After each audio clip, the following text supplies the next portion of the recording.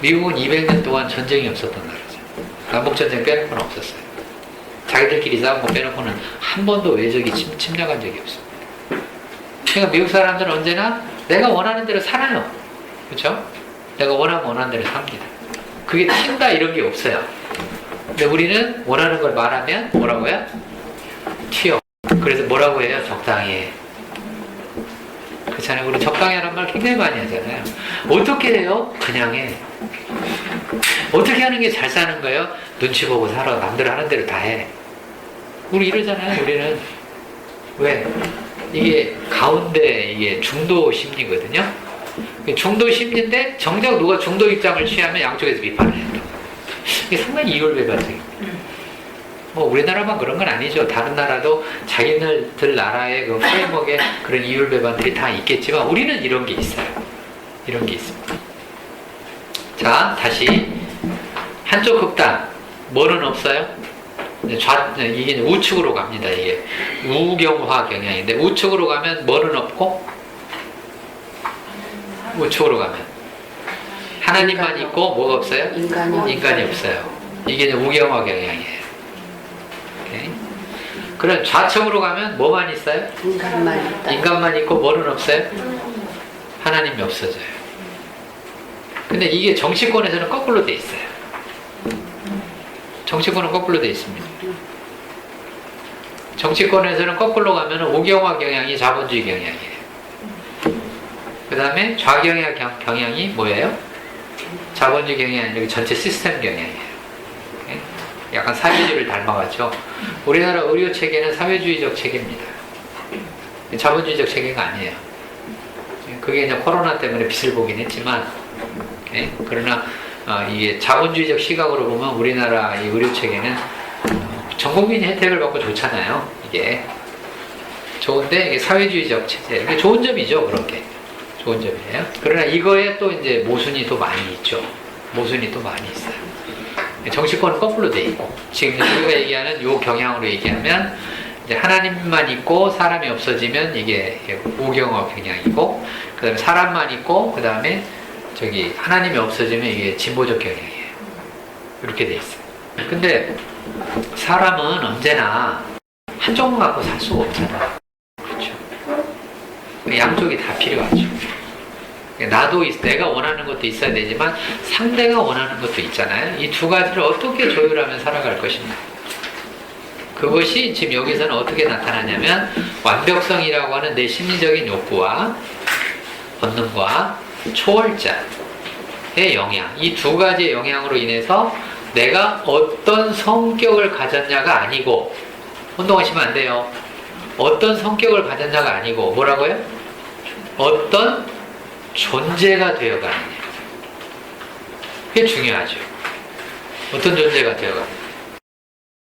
자, 157쪽으로 가봅시다. 발달에 의한 범주 확장은 완벽성이라는 내적 힘과 외부 초월자로부터 영향이 서로 상호작용하여 나타나는 산물입니다. 두 개가 상호작용해서 나타나는 산물이에요. 대상관계 이론가들은 주로 대상과의 상호작용에 의한 성격 형성 과정에 관심을 가지고 연구를 했죠. 여기엔 제가 참고문은 다뤄놨잖아요. 에릭슨의 뭐 이론이라든가 뭐 말러의 이론이라든가 이런 걸 다 다뤄놨잖아요.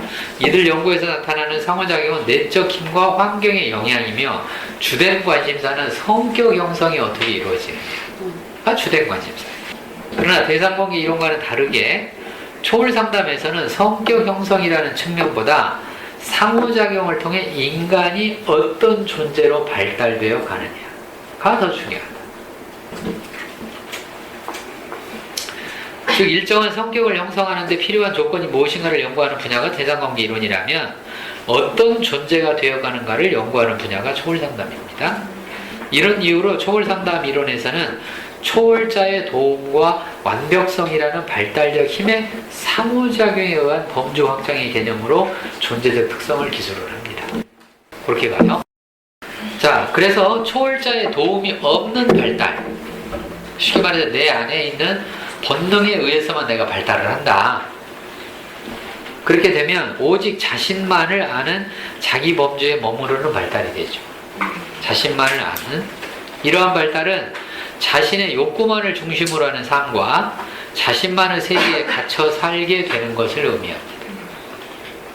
내부에 있는 완벽성은 객관적 자기와 실제 자기의 두 가지 자기 형태로 나타나는데, 객관적 자기와 실제 자기가 초월자의 자극에 의해서 발달하는 현상은 생물학적이면서 아까 얘기했죠. 또 뭐예요? 심리적이면서 또 뭐라고요? 영적입니다. 여기 하나 빠진 게 철학적인 거는 빠졌긴 했지만 영적인 속에 철학을 넣어서 얘기를 하는 거예요. 그래서 초월상담 이론을 제가 뭐라고 했냐면 심리사회 영적 이론이라고 불러요. 심리사회 영적 이론.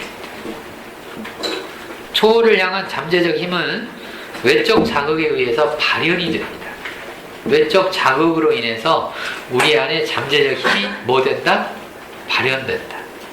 이거는 맞는 것 같아요. 이 말은 맞는 것 같습니다. 우리가 똑같이 유전인자를 가지고 태어났다 할지라도 그 유전인자가 어떤 환경에 놓이냐에 따라서 더 강하게 유전인자가 드러나기도 하고 약하게 드러나기도 합니다.